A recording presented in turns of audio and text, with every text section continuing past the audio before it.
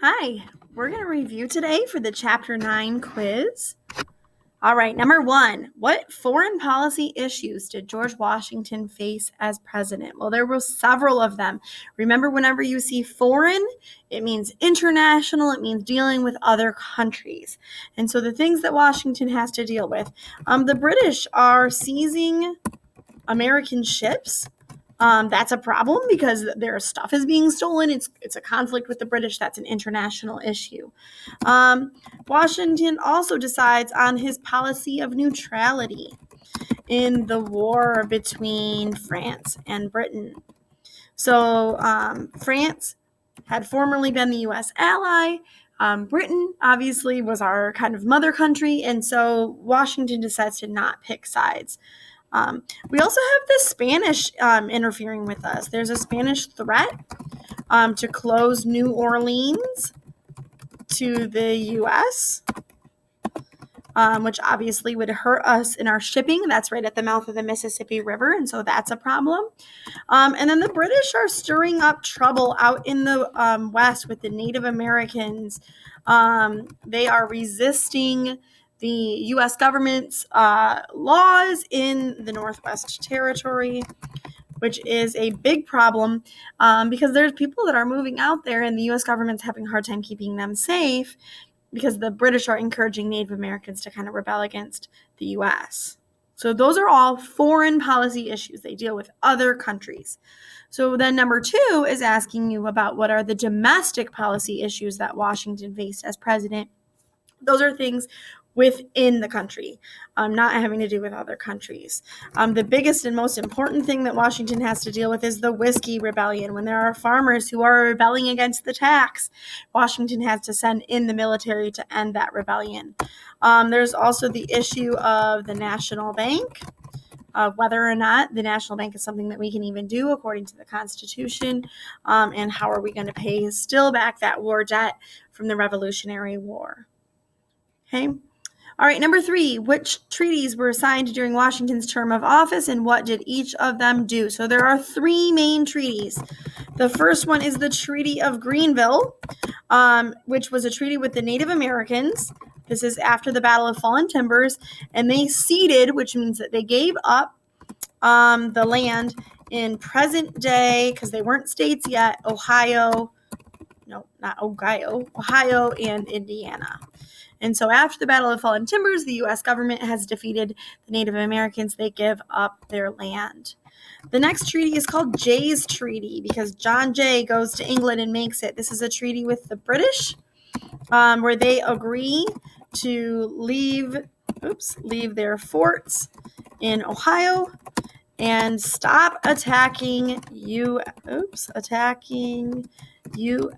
ships, because the British had been just kind of generally messing with the United States, not following the things that they had agreed to after the American Revolution. Jay's Treaty, they agree that they are going to follow those things.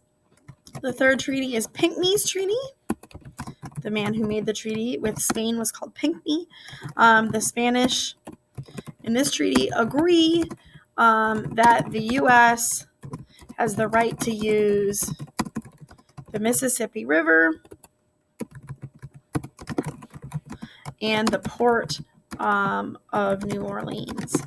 So they had been trying to use that as a way of threatening the United States, and now they're saying, we're not going to do that anymore. You can use the Mississippi River. You can use New Orleans. They also define where the edge of Florida in the U.S. is. Okay, what did Alexander Hamilton do during Washington's presidency? Well, he had the job of being Secretary of the Treasury, which means that he is in charge of all of the finances. And he actually created the financial system that we still use. And he had 3 parts to his kind of financial plan. The first part was that the national government would pay all of the war debt back, not individual states. The second part of his financial plan said that we needed to raise government revenue.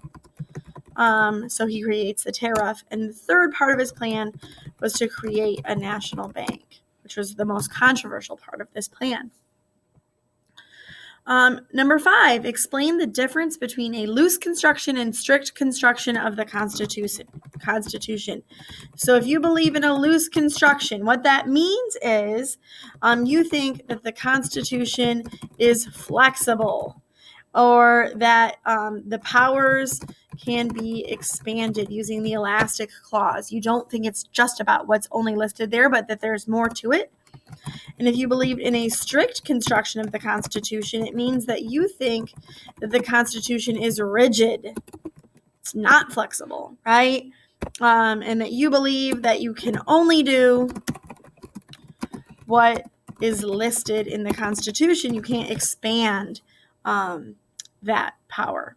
Hamilton famously believed in a loose construction. Jefferson famously believed in the strict construction. Speaking of Hamilton and Jefferson, number 6 asks us, what are the differences between Hamilton and Jefferson in their views of the United States and of the Constitution?